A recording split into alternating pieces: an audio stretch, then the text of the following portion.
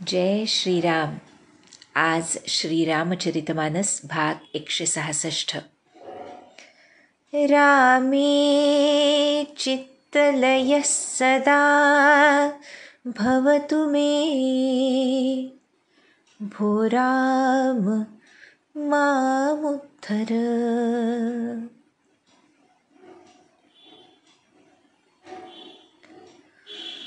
भगवान श्रीरामांच्या चरणी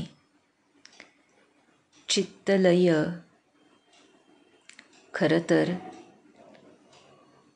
जीवात्म्याचा झालेलाच असतो. आम्ही त्याच परमात्म्याचे अंश असल्यामुळे तो चित्तलय झालेला नाही ह्याच भ्रमाला संत माया म्हणतात. आणि या भ्रमातूनच संसाराची उत्पत्ती होते.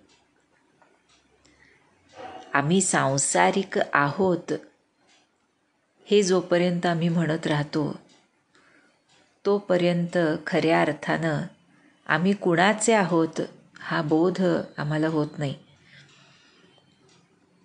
पण सद्गुरु कृपेनं एकदा आम्ही खरं कुणाचे आहोत हा बोध जर अंतःकरणामध्ये ठसला की त्या साधकाचा, शिष्याचा, भक्ताचा प्रत्येक श्वास हा आपल्या आराध्याविषयीच्या कृतज्ञतेनं भरलेला असतो. त्यालाच नाम म्हणतात संत. कारण एकदा आपल्या आराध्याचं प्रेम, त्याची दया, करुणा, आपल्या लेकरांविषयीची अनन्यसाधारण अशी तळमळ, कळकळ ही लक्षात आली की तो जीव भगवंतापासून दूर राहू शकत नाही. असं वाटतं या जगामध्ये एखादी छोटीशी गोष्ट कुणी केली की लगेच त्याला धन्यवाद देण्याचं आपण अगदी लहान मुलांना सुद्धा शिकवतो. पण जे सद्गुरू आमच्यासाठी कशाचीही पर्वा न करता त्यांच्या त्या अत्युच्च स्थितीला किंवा स्थितीविरहित अवस्थेला असं म्हणावं लागेल, त्याला सोडून आमच्यासाठी खाली येतात.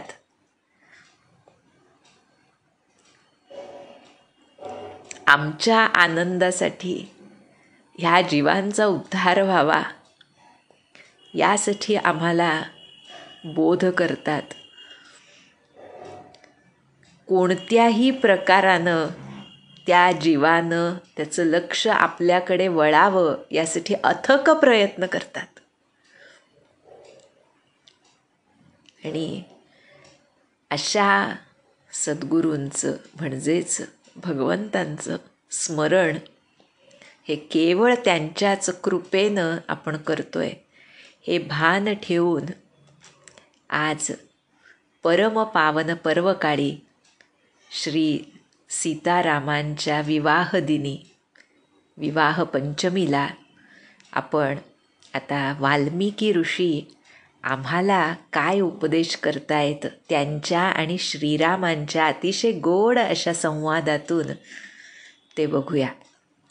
तुलसीदासांनी अतिशय मार्मिकपणे हा संवाद लिहिलेला आहे, ज्यामध्ये हा सद्गुरू बोधच आहे. पहा, वाल्मिकींसारखे परम सद्गुरू आम्हाला उपदेश करतायत, जो उपदेश आमच्याही सद्गुरूंनी केलेला आहे. त्यामुळे ह्या संवादात पुढे काय झालं, जेव्हा श्रीरामांनी वाल्मिकींना राहण्याचं ठिकाण विचारलं, तो भाग आज तुलसीदास सांगतील. म्हणतायत, सुनी मुनी बचन प्रेम रस साने, सकुची राम मन महु सुकाने, बाल्मीकि हसी कही बहोरी, बानी मधुर अमीय अस बोरी. आपण बघितलं काल की सगळ्या प्रकारांनी प्रभूंचं निज स्वरूप जणू वाल्मिकी उघड करून दाखवत आहेत. त्यामुळे जेव्हा त्यांनी विचारलं की तुम्ही सगळीकडेच आहात, त्यामुळे तुम्ही नाही असं स्थान सांगा, मग मी तुम्हाला राहायला जागा दाखवतो, तेव्हा मुनींचे हे प्रेमरसपूर्ण असे शब्द ऐकून श्रीरामांना आपलं रहस्य उघडं होईल. आपण कोण आहोत हे लक्षात येईल सगळ्यांच्या, म्हणून एक प्रकारे संकोचानं स्मितहास्य केलं. सकुची राम मन महू मुसुकाने. आणि त्यानंतर हे वाल्मिकी ऋषींच्या लक्षात आलं आणि म्हणून त्यांनी सुद्धा हसून अतिशय गोड वाणीनं आता ते सांगतायत, म्हणतायत, ठीक आहे, हरकत नाही, तुम्ही विचारताय ना मी कुठं निवास करू, ते आता मी सांगतो बरं का. हा संवाद जसं अगोदर म्हटलं वाल्मिकींनी श्रीरामांना सांगितला असला तरी तो सर्वतोपरी आमच्यासाठी केलेला उपदेश आहे, त्यामुळे खूप गोड आहे. बघूया. वाल्मिकी ऋषी म्हणतायत, सुनहु राम अब कहु निकेता, जहाँ बसहु सिय लखन समेता, जिनके श्रवण समुद्र समाना, कथा तुम्हारी सुभग सरी नाना, भरही निरंतर होही न पूरे, तिन्हके हिय तुम कहु गृह रूरे, लोचन चातक जिन्ह करी राखे, रही दरस जलधर अभिलाषे. हे प्रभू ऐका, म्हणतायत वाल्मिकी, आता मी जिथं सांगेन तिथं काय गोड पहा. वाल्मिकी सांगतायत मी सांगेन तिथं तुम्ही सीता आणि लक्ष्मण यांच्यासह निवास करा. कुठे आता सांगतायत, म्हणतायत, ज्यांचे कान समुद्राप्रमाणे आहेत. बरं का, कशासाठी समुद्र? समुद्र कसा असतो? अथांग असतो, अपार असतो, खूप मोठा असतो.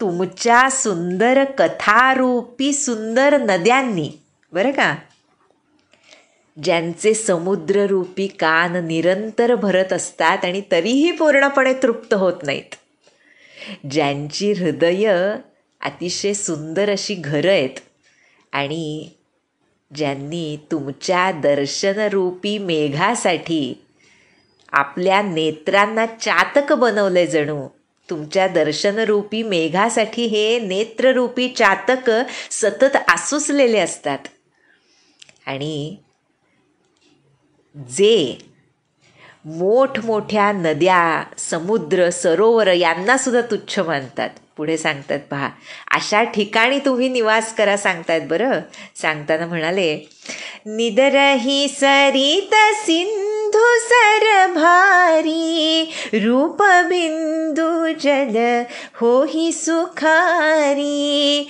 तिन्हके हृदय सदन सुखदायक, बसहु बंधु सिय सह रघुनायक, जसु तुम्हार मानस बिमल, हंसिनी जी हा जासु, मुक्ता हल गुण गण चुनई, राम बसहु हियतासु. असतील म्हणतात, मोठमोठ्या नद्या असतील, समुद्र असतील, सरोवर असतील, पण त्यांना तुच्छ मानून तुमच्या सौंदर्यरूपी मेघाच्या एका थेंबानं, म्हणजे तुमच्या एक, ज्याला आपण म्हणतो फ्लॅश ऑफ दर्शन, त्यांनी सुखी होतात. हे रघुनाथ, त्या लोकांच्या हृदयरूपी सुखदायक अशा भवनांमध्ये तुम्ही लक्ष्मण व सीतेसह निवास करा. काय गोड पहा. हृदय आमचं, भक्तांचं कसं असावं, आम्ही इंद्रियांचा वापर कसा करावा, आमच्या इंद्रियांचा आहार काय असावा, याचा बोध आहे हा. ज्याला प्रत्याहार म्हटलं, तो प्रत्याहार लौकिक आहाराच्या दृष्टीनं काय, कुठल्या इंद्रियानं काय न खाल्लं पाहिजे या दृष्टीने असेल, तर खरा आहार कोणता असला पाहिजे या प्रत्याहारामध्ये, हे आम्हाला इथे वाल्मिकी सांगतात. कसं तर तुमच्या कीर्तिरूपी निर्मल मानस सरोवरामध्ये ज्याची जीभ हंसी बनून तुमच्या गुणरूपी मोत्यांचं सेवन करते का. तुलसीदासांच्या उपमा अशा गोड आहेत. म्हणजे त्या कीर्तिरूपी निर्मल सरोवरालाच जो अन्न समजतो त्याचं वर्णन करण्याला, जिभेसाठी अन्न, जिभेची 2 कार्य म्हणाले ना आमचे महाराज, खाणं आणि बोलणं. काय बोलावं तर केवळ भगवंतांचे गुणसमूह ह्यांचा उच्चार, त्यांच्या नामाचा उच्चार तेवढाच जिभेनं व्हावा. हे राम असं जे करतात त्यांच्या हृदयामध्ये तुम्ही निवास करा. बरं का, फार गोड आहे पहा. असं म्हटलं जातं, जेव्हा सहज आठवलं ह्या हृदयामध्ये निवास करण्यावरून, की मानसपूजा जेव्हा आम्ही करतो त्यावेळेला असं म्हटलं जातं की शेवटी सद्गुरूंना, आपल्या आराध्याला, भगवंतांना आमच्या हृदयामध्ये तुम्ही कायमचा निवास करा असं शेवटी सांगितलं जातं त्या पूजेच्या सांगतेमध्ये. खरं मानसपूजेची सांगता होतच नसते, ती 24/7 ती सुरू असते, सुरू असावी तरच ती खरी मानसपूजा, ज्यामध्ये अखंडपणे भगवंतांचं, आपल्या आराध्याचं, सद्गुरूंचं भान, अस्तित्वाचं भान आमच्या आकलनामध्ये असतं. पण हे सांगितलं जातं की आमच्या हृदयामध्ये तुम्ही निवास करा, म्हणजे खरं निवासी आहेच आहेत ते. हृदयेषु तिष्ठती ईश्वर सर्वभूतानां हृदयेषु तिष्ठती सांगितलं भगवंतांनी.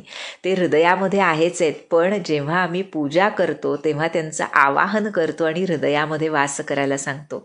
त्यावेळेला ते हृदय कसं असलं पाहिजे जेणेकरून आमच्या हृदयामध्ये भगवंतांचा वास होईल, हे आम्हाला तुलसीदास सांगतायत इथे. त्यामुळे पुढे म्हणाले त्याच भागामध्ये की प्रभु प्रसाद सुचि सुभग सुबासा, सादर जासु लहई नित नासा, तुम्हि निवेदित भोजन करही, प्रभु प्रसाद पट भूषण धरही. हे प्रभू, ज्यांची नासिका, नाक, बरं का, तुमच्या पवित्र आणि सुगंधादी पुष्पांचा सुंदर प्रसाद नित्य आदरानं ग्रहण करते. नुसतं फूल आहे सुवासिक, त्याला किंमत नसते खरी भक्ताच्या दृष्टीनं. ज्यावेळी ते फूल हार बनून किंवा तसंच भगवंतांच्या चरणाशी त्यांच्या गळ्यामध्ये वाहिलं जातं, त्यावेळेला त्याचा जो सुवास असतो तो प्रसाद रूपानं ग्रहण करणारी ती खरी नासिका. आणि असे जे भक्त करतात त्यांच्या हृदयामध्ये तुम्ही निवास करा. कोणत्याही प्रकारचा प्रसाद हा जे तुम्हाला अर्पण करून मग भोजन करतात, तुमचा प्रसाद समजून वस्त्राभूषण धारण करतात. आहा, पुन्हा आमचे ब्रह्मानंद महाराज आठवतात पहा, की आज गायत बरं, पण देहात असताना सुद्धा ब्रह्मानंद महाराज नेहमी जी वस्त्र महाराज वर्षाकाठी द्यायचे तेवढीच घालायचे. जे काही धोतर, उपरणं, जे काही असेल ते, पण ते महाराजांकडून आलेलं असलं पाहिजे, म्हणजे तो प्रसाद. स्वतःचं वस्त्र घेऊन घालणं हे त्यांना माहीतच नव्हतं. एवढंच काय, त्यांनी देह ठेवल्यावर समाधीवरचं जे वस्त्र आहे ते सुद्धा आज देखील गोंदवल्याहून आमच्या नवभागला येतं. हे ते प्रसाद स्वरूपाचं आकलन होणं, की माझ्या आराध्यानी, माझ्या भगवंतांनी जे स्वीकारलं त्याचं शेष मला मिळणं, ह्यातच त्या भक्ताचं जीवन सर्वस्व साठवलेलं असतं.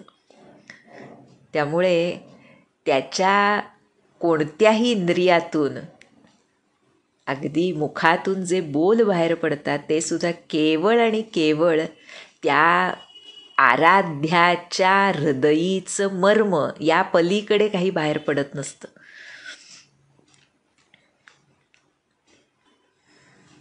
आणि अशा भक्ताच्या हृदयामध्ये तुम्ही निवास करा असं वाल्मिकी सांगतात. पुढे म्हणाले, सीसन वही सुर गुर द्विज देखी प्रीती सहित करी विनय विशेषी करनीत करही राम पद पूजा राम भरोस हृदय नाही दूजा. काय गोड आहे हो. म्हणतात ज्यांचं मस्तक देव गुरु विप्रवर यांना बघून प्रेमानं आणि नम्रतेनं वागतं, ज्यांचे हस्त नेहमी हे श्रीराम फक्त तुमच्या चरणांची पूजा करतात आणि राम भरोस हृदय नाही तुझ्या, ज्यांच्या हृदयात फक्त तुमचा भरोसा आहे, फक्त ह्या शब्दाला फार महत्त्व आहे, फक्त तुमचा भरोसा आहे दुसरा नाही, अशा भक्ताच्या हृदयात तुम्ही वास करा. हे राम,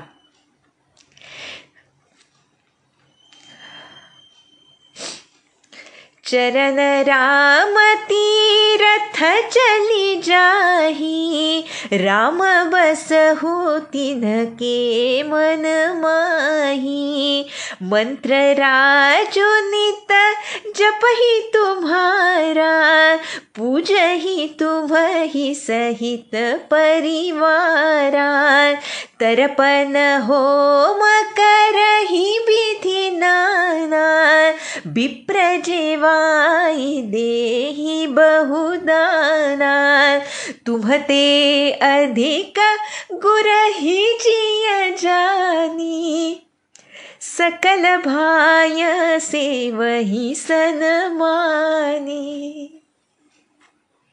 हे राम, ज्यांचे चरण तुमच्या तीर्थांकडे ओढले जातात, हे राम, त्यांच्या मनामध्ये तुम्ही निवास करा.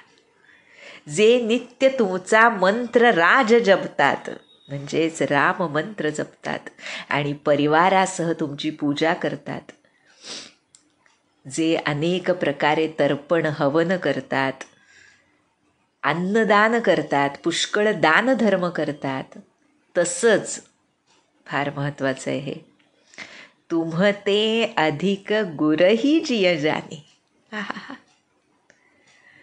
तुमच्याहून अधिक जे गुरूंना मोठा मानून सर्व भावे त्यांचा सत्कार सन्मान करून त्यांची सेवा करतात, त्यांच्या हृदयामध्ये तुम्ही निवास करा. केवढी मोठी गोष्ट सांगितली पहा. आम्ही फक्त म्हणतो गुरु सर्वार्थानं मोठे. समर्थांनी तर स्पष्ट सांगितलं, गुरुहून देव मोठा जयास वाटे तो करंटा. तुम्हाला गुरूंचं निज स्वरूपच कळलं नाही म्हणून तुम्हाला असं वाटतं, असं संत सांगतात. गुरुभक्त जो असतो तोच खरा संत पदवीला पोहोचतो. त्यासाठी गुरूंचे आपल्यावरचे अनन्यसाधारण उपकार हे सतत स्मरत राहावे लागतात. त्यावेळी हृदयामध्ये गुरूंबद्दल हा सर्वोच्च भाव प्रकट त्यांच्याच कृपेनं होतो. त्यामुळे अशांच्या मनामध्ये कोण सांगताय पहा, प्रत्यक्ष वाल्मिकी ऋषी सांगतायत श्रीरामांबद्दल की श्रीरामांच्या समोर की तुमच्याहून मोठा जो गुरुला मानतो त्याच्या हृदयामध्ये तुम्ही वास करा. म्हणजे त्यांना एकूण हेच सांगायचे, जो गुरुला सर्वोच्च मानतो त्याच्या हृदयामध्ये श्रीराम असणारच, कारण गुरुच श्रीराम रूप आहेत. त्यामुळे पुढे म्हणतात, सबु करी मागही एक फलू रामचरण रति होऊ तिन्हके मन मंदिर बसहु सिय रघुनंदन दो. आहा, आणि म्हणतात, हे सगळं सांगितलं ना, तर्पण करतात, हवन करतात, अन्नदान करतात, इतर दान करतात, ह्या सर्व कर्मांना करून या सर्वांचं फल काय मागतात? जे लोक असं मागतात की केवळ आमचं रामचरण रती हो, रामांच्या चरणी आमचं प्रेम राहो, असं जे मानतात, असं जे मागतात, त्या लोकांच्या मनमंदिरामध्ये सिय रघुनंदन तुम्ही दोघे निवास करा. काय गोड सांगितलंय पहा. पुढे म्हणाले, काम कोह मद मानन मोहा, लोभन क्षोभन रागन द्रोहा, जिन्हके कपट दंभ नहीं माया, तिन्हके हृदय बसहु रघुराया. एक एक चौपाई आयुष्यभरासाठी पुरेल अशी आहे पहा. त्या एकच चौपाईवर अखंड चिंतन तो मनुष्य करत राहिला तर तो भगवद रूप होईल यात शंका नाही. म्हणतायत, ज्यांना काम क्रोध नाही, मद अभिमान मोह नाही, लोभ नाही, क्षोभ नाही, प्रीती द्वेष राग द्वेष दोन्ही नाही, कपट नाही, दंभ नाही, मायाही नाही.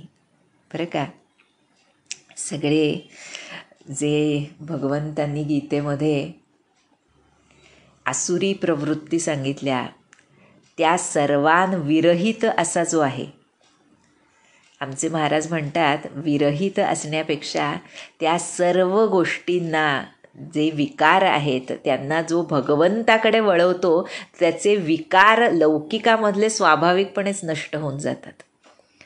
त्यामुळे सप्रेस ऑर डायव्हर्ट असं म्हटलं जातं. आणि सप्रेस हा योग मार्ग आहे, जो आमच्यासारख्या सामान्य प्रापंचिकांना साधणारा नाही.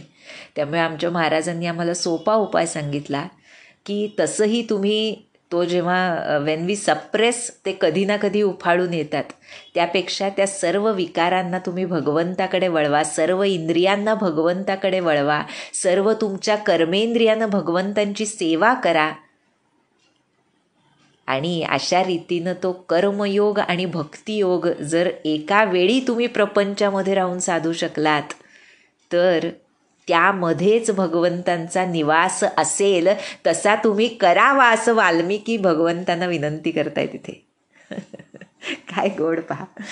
पुढे म्हणाले, सबके प्रिय सबके हितकारी, दुख सुख सरीस प्रशंसा गारी, कहि सत्य प्रिय बचन बिचारी, जागत सोवत सरन तुम्हारी.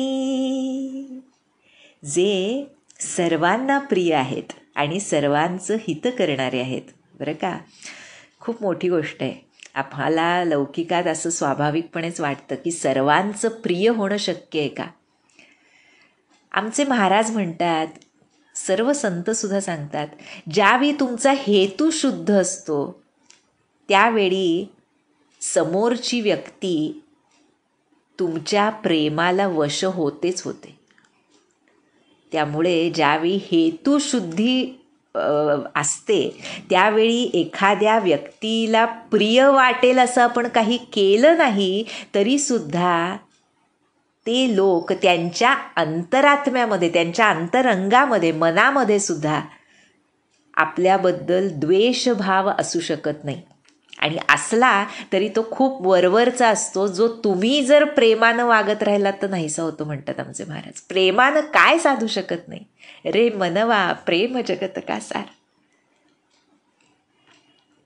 त्यामुळे हेतुशुद्धी ज्याची आहे तो सर्वांना प्रिय होतोच असं इथे तुलसीदास सांगतायत की जो सर्वांना प्रिय आहे, सर्वांचं हित करणार आहे, निदान हित चिंतणार आहे, ज्यांना दुःख सुख प्रशंसा आणि निंदा हे सर्व समान वाटतं. बरं का, सगळ्याचं सार एकच आहे की नामस्मरणामध्ये राहिलं पाहिजे, ज्या योगे देहाचा विसर पडून देहाला जे सुखदुःख आहे किंवा ह्या देहाशी निगडित जी प्रशंसा किंवा निंदा आहे त्याचं महत्त्व कमी कमी होत जाऊन नाहीसं व्हावं. त्याच वेळी ते समान वाटू शकतं. जोपर्यंत आमचं मन शरीराशी अटॅचड आहे तोपर्यंत हे समसमान वाटणं शक्य नाही. त्यामुळे आमचे महाराज म्हणतात, जर भगवंतांनी मागायला सांगितलं तर मी काय मागीन, तर माझी जाणीव काढून घ्या असं मी मागीन. बरं का, जाणीव म्हणजे ती ही जाणीव, सुख दुःख प्रशंसा निंदा किंवा ह्या देहाशी निगडित माझी जी जाणीव आहे ती काढून घ्या असं मी मागेन, असं महाराज म्हणजे मागेन असं ते म्हणजे आम्हाला सांगतात की असं मागितलं पाहिजे. तर त्यामुळे पुढे म्हणतात की असे जे आहेत जे विचारपूर्वक सत्य आणि फक्त प्रिय असं बोलणारे आहेत आणि जागत सोवत शरण तुम्हारी. खरं ना, मनुष्य हा भगवंताला शरणच असतो. आपल्याला जेव्हा काहीही करायला जमत नाही तेव्हा आम्ही हात टेकतो आणि म्हणतो आता बघ बाबा. आमचे महाराज म्हणतात हेच तुम्ही सुरुवातीला का नाही म्हणत. आणि हे सुरुवातीला असं म्हणणं म्हणजेच जागत सोवत शरण तुम्हारी. त्यामुळे म्हणतात जागेपणी आणि झोपेत सुद्धा जे तुम्हालाच शरण आलेले असतात अशांच्या हृदयामध्ये तुम्ही वास करा. पुढे सांगतायत, तुम्ही छाडी गती दूसरी नाही, राम बसहु तिन्हके मन माही, जननी समजानहि पर नारी, धनु पराव विष ते विष भारी, जे हर्षहि पर संपत्ति देखी, दुखित होहि पर विपत्ति विशेषी, जिन्हि राम तुम प्राण प्यारे, तिन्हके मन शुभ सदन तुम्हारे. आहा. म्हणतायत तुम्हाला सोडून ज्यांना दुसरी गती नाही, दुसरा आश्रयच नाही, हे रामा अशांच्या हृदयामध्ये तुम्ही निवास करा. जे परस्त्रीला माते समान मानतात, परक्याचं धन ज्यांना विषापेक्षा भयंकर वाटतं. सगळा आमच्या महाराजांचा बोध आहे पहा. प्रत्येक वाक्यामध्ये तुमच्या लक्षात येत असेल. ह्याच सर्व गोष्टी महाराजांनी आम्हाला साधक बनण्यासाठी काय जरूर आहे यामध्ये सांगितलेल्या आहेत. त्यामुळे पुढे म्हणाले, ज्यांना दुसऱ्याची संपत्ती बघून आनंद वाटतो आणि दुसऱ्याची विपत्ती बघून ज्यांना विशेष दुःख होतं. पहा बरं केवढी मोठी गोष्ट. कधी कधी दुसऱ्याच्या विपत्तीत दुःख होणं सोपं, पण दुसऱ्याच्या उत्कर्षामध्ये आनंद होणं हे फार कठीण आहे असं संत सांगतात. आणि ते तोवर कठीण आहे जोवर आपल्या उत्कर्ष आणि अपकर्ष यांच्या कल्पना लौकिक आयुष्याशी निगडीत असतात. एखादा भगवंताच्या चरणी विसावलेला भिकारी भिक्षुकसुद्धा अत्यानंदात असू शकतो आणि एखादा गाद्या गिरद्यांवर लोळत एसी लावून झोपलेला सुद्धा रात्रभर तळमळू शकतो. त्यामुळे उत्कर्ष आणि अपकर्ष कोणता ह्याचा ठोक ताळा. जो सद्गुरूंना आवडेल तो उत्कर्ष, जो सद्गुरूंना आवडणार नाही तो अपकर्ष. एवढ्या सोप्या भाषेमध्ये संत सांगतात. त्यामुळे असे जे आहेत दुसऱ्याची विपत्ती बघून ज्यांना विशेष दुःख होतं, म्हटलंच ना, वैष्णव जन तो तेणे कहिये रे, पीर पराई लागे रे, जानै रे. की दुसऱ्याची पीडा ज्यांना जाणवते, दुसऱ्याची पीडा बघून आनंद होणं ह्यासारखं तर पापच नाही किंवा अधमपणा नाही. पण दुसऱ्याचं दुःख बघून ते दूर करण्यासाठी कोणत्या प्रकारे आम्ही प्रयत्न करू शकू, निदान त्यांच्यासाठी आम्ही प्रार्थना करू शकू, यासारखं शुद्ध मन ज्यांचं असतं, हे राम अशांच्या मनामध्ये हृदयामध्ये तुम्ही वास करा. आणि राम, जिन्हि राम तुम प्राण पियारे, तिन्हके मन शुभ सदन तुम्हारे. आहा. ज्यांना तुम्ही प्राणांसमान प्रिय आहात त्यांचं मन तुम्हाला वस्ती करण्यायोग्य असं पवित्र भवन आहे, असं वाल्मिकी ऋषी सांगतात. आणि खरोखर नाही का, भगवंतांनी गीतेत जे सांगितलं, आत्मन्येव आत्मना तुष्टः, जो स्वतःमध्येच तुष्ट आनंदी असतो, त्याला आनंदासाठी इतर कुणाची व्यक्ती, वस्तू, पदार्थ, परिस्थिती यांची गरज लागत नाही. आणि हे सगळे क्रायटेरिया जे आम्हाला वाल्मिकी ऋषींनी आतापर्यंत सांगितले, ते सर्व क्रायटेरिया आमचं अंतरंग शुद्ध करण्याचे क्रायटेरिया आहेत.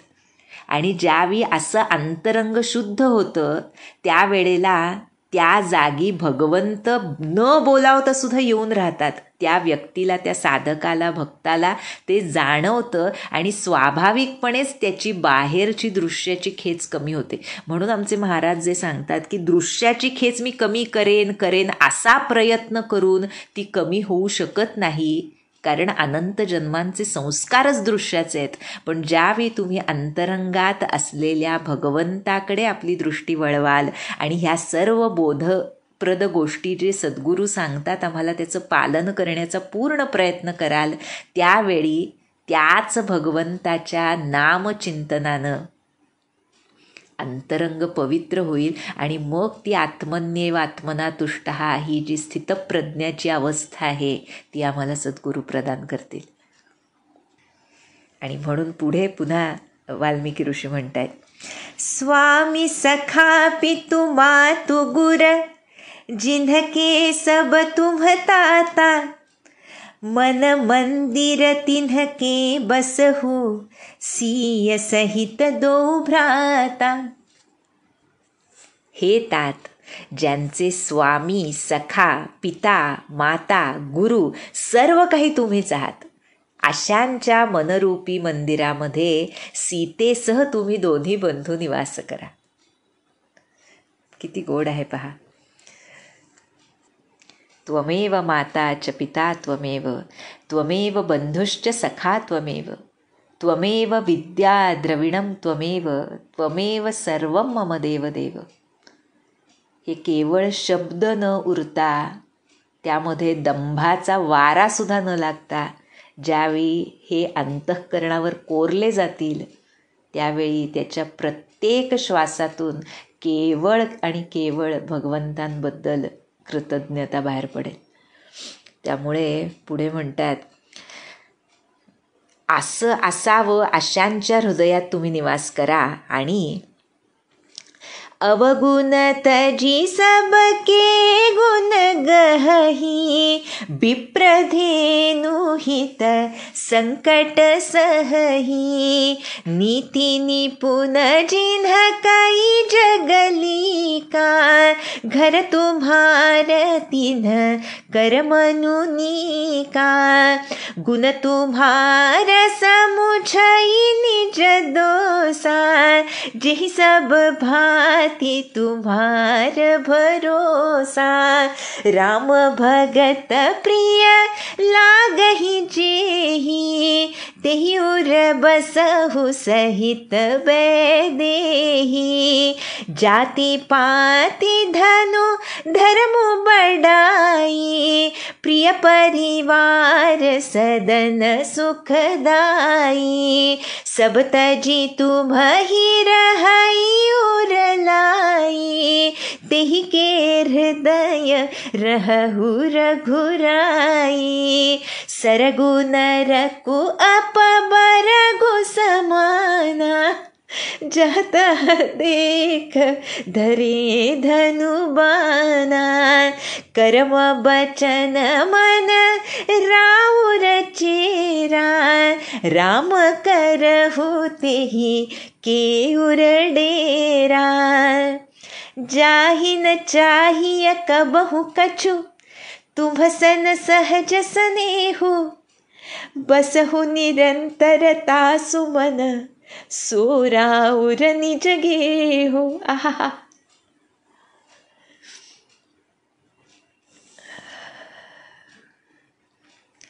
जे कोणत्याही प्रकारच्या अवगुणांकडे लोकांच्या सुद्धा लक्ष न देता केवळ गुणग्रहण करतात, विप्र आणि गाय गोमाता यांच्यासाठी संकट सोसतात.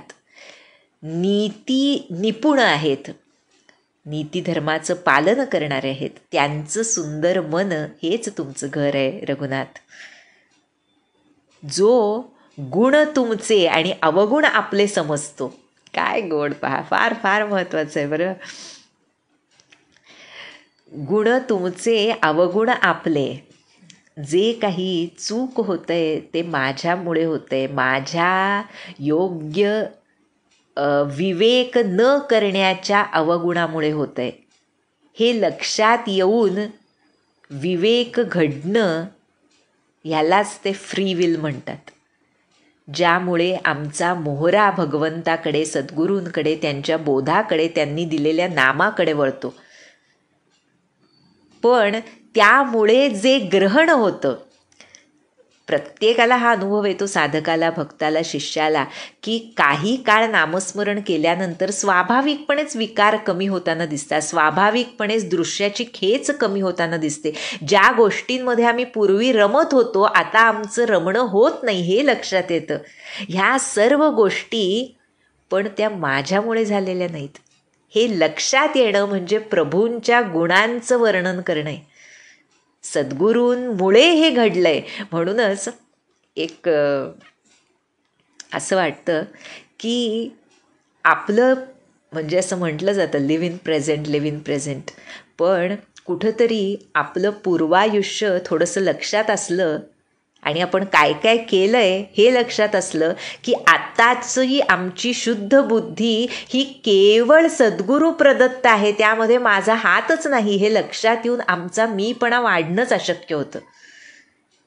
कोणत्याही चांगल्या गोष्टीचं अधिष्ठान हे फक्त माझे सद्गुरू आहेत, फक्त माझे भगवंत आहेत आणि त्यांच्या कृपेशिवाय मी हे करणं शक्यच नव्हतं.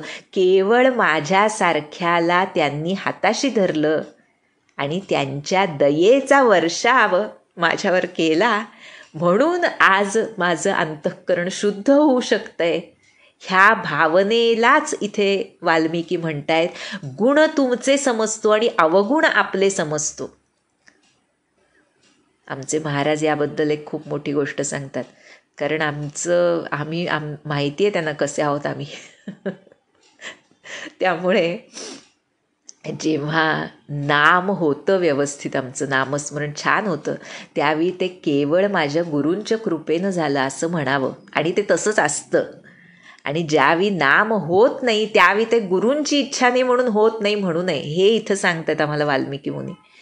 की जर झालं नाही तर ते माझ्या मनातल्या दोषांमुळे, माझ्या नामाला घट्ट न धरण्यामुळे, माझ्या नामाला सर्वोच्च मूल्य न देण्यामुळे झालं नाही, हा भाव असावा.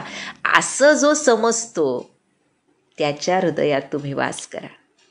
ज्याला सर्व प्रकारे तुमचाच आधार वाटतो आणि ज्याला राम भक्त प्रिय आहेत, तोच माझा मनुष्य ज्याला माझा आराध्य प्रिय आहे, असा साधा सोपा सरळ नियम असतो भक्ताचा. त्यामुळे ज्याला रामभक्त प्रिय आहेत त्याच्या हृदयामध्ये बसहु सहित वैदेही, सीतेसह तुम्ही निवास करा. पुढे म्हणाले, जात पात मानत नाही, धर्म, धन, मोठेपणा, आवडता परिवार, सुख देणारं घर, हे सर्व सोडून जो तुम्हाला हृदयात धारण करतो. म्हणजेच काय, हे सर्व पहा काय काय उल्लेख केलाय. जात पात, धन, धर्म, मोठेपणा, परिवार, घर, ह्या सर्व गोष्टी जोपर्यंत मी माझ्या देहाशी निगडीत करतो तोपर्यंत प्रभूंना हृदयात धारण करणं शक्य नाही. कारण आम्ही त्याला अटॅच्ड राहतो आणि एका वेळी एकाच गोष्टीला अटॅच राहता येतं, एकतर भगवंत किंवा ह्या सर्व गोष्टी. पण ज्या वेळेला भगवंतांनी त्या गोष्टी आम्हाला दिल्या आहेत केवळ सांभाळ करण्यासाठी आणि माझं नामस्मरण चांगलं व्हावं आणि नसती विवंचना माझ्या पाठीशी लागू नये यासाठी मला ते दिलं, या भावनेत राहून जो त्या गोष्टींचा माफक उपभोग घेऊन भगवंताच्या कृतज्ञतेत राहतो त्यालाच हृदयात धारण करणं म्हणताय तिथे वाल्मिकी. अशांच्या हृदयामध्ये हे रघुनाथ आपण राहावं. पुढे म्हणाले, ज्याच्या दृष्टीनं स्वर्ग नरक मोक्ष समान आहेत. केवढी मोठी गोष्ट सांगितली पहा. सरगु नरकु अपबरगु समाना. कारण काय सांगितलं ते फार गोड आहे. जह तह देख धरे धनुबाना, जिकडं तिकडं त्याला धनुष्यबाण धारण केलेले तुम्हीच दिसता. त्यामुळे स्वर्ग काय, नरक काय आणि मोक्ष काय. महाराज आम्हाला हेच सांगतात, जे काही भोग आहेत ते तुमच्या देहाला आहेत आणि मनाला त्याचा स्पर्श होणार नाही जर मनामध्ये भगवंत असतील, भगवंताचं नाम असेल. आणि ते जेव्हा असतं त्यावेळेला स्वर्गसुख काय, नरकातलं दुःख काय किंवा मोक्ष सुख काय, हे सगळं समानच आहे. कारण माझ्या दृष्टीनं महत्त्वाचं काय ते मला मिळालंय, संपला विषय.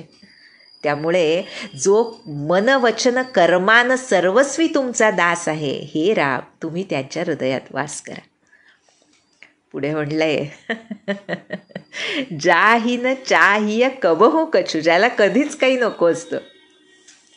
इथे आमच्या पूज्य भाऊसाहेब केतकरांची आठवण होते पहा.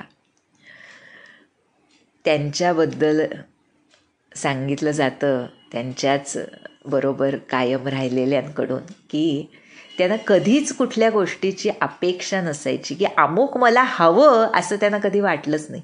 आणि जे मिळते ते महाराजांनी दिलंय या भावनेमध्ये ते शांत असायचे. त्यामुळे ज्याला कधीही काही नको असतं आणि ज्याला तुमच्याविषयी स्वाभाविक प्रेम असतं, किंबहुना ज्याला तुमच्याविषयी स्वाभाविक प्रेम असतं, जसं भाऊसाहेबांचं महाराजांवरती अनन्यसाधारण असं प्रेम होतं, त्यांनाच काही नको असणं शक्य आहे, नाही का. जोपर्यंत भगवंताच्या चरणी प्रेम नाही तोपर्यंत लौकिकात प्रेम आहे, आणि लौकिकात प्रेम आहे म्हणजेच मला काहीतरी हवंय किंवा काहीतरी नकोय. त्यामुळे आमच्या महाराजांनी सोपं करून सांगितलं की हवे नको पण काढा आणि भगवंताच्या चरणाशी लागा, किंवा भगवंताच्या चरणाशी लागा. खरं ते म्हणाले नामस्मरण करा, जेणेकरून हळूहळू हवे नको पण क्षीणच होत जाईल. आणि मग असं स्वाभाविक प्रेम तुमच्याविषयी ज्याला आहे त्याच्या मनात हे श्रीराम तुम्ही निरंतर वास करा. पुढे काय म्हणालेत पहा, सो राऊर निज गेहू, हे राम तेच तुमचं स्वतःचं घर होय. पुन्हा आमचे ब्रह्मानंद महाराज आठवतात पहा. श्री महाराज म्हणाले, ब्रह्मानंद महाराजांचं घर हे मला माझंच घर वाटतं. ते लौकिक घर नव्हे, ते त्यांच्या हृदयाचं घर आहे, जिथे महाराज स्वतः सांगितलं महाराजांनी की त्याच्या हृदयात माझ्याशिवाय दुसरं कोणी नाहीच. अशांच्या हृदयात भगवंत स्वतःहून येऊन वास करतात. आणि म्हणून इथे वाल्मिकी म्हणतात तेच तुमचं स्वतःचं घर आहे, निज गेहू आहे, बरं का. आणि अशा तऱ्हेनं ह्या सर्व गोष्टी वाल्मिकींनी सांगितल्या आहेत. रामांना खूप आनंद झाला आणि त्याच्या पुढे वाल्मिकींनी आता लौकिकातलं सीताराम लक्ष्मणाला वनवास काढायचा आहे. त्यामुळे पुढचा खूप मोठा काळ, म्हणजे जवळजवळ असं म्हटलं जातं 10 ते 11 वर्ष असा उल्लेख आहे काही ठिकाणी. तेवढा काळ भगवंत ज्या ठिकाणी राहिले ती जागा वाल्मिकी ऋषींनी त्यांना दाखवली. तोच हा चित्रकूट निवास. त्यामुळे पुढे वाल्मिकींनी काय सांगितलं आणि प्रभूंना कसं तिथे घर केलं प्रभूंनी पुढे राहण्यासाठी, ह्याचं वर्णन तुलसीदास पुढच्या भागात करतील. तोवर जे आज वाल्मिकी ऋषींनी सांगितलं, ह्या पर्वकाळी सीतारामांचा अखंड निवास आमच्या हृदयामध्ये होण्यासाठी त्यांच्याच चिंतनात आम्हाला त्यांनी ठेवावं आणि तसं ठेवण्याचा, तसं राहण्याचा विवेक आमच्या ठाई जागृत व्हावा, हीच सद्गुरुनाथांच्या चरणी प्रार्थना करूया. जानकी जीवन स्मरण जय जय राम.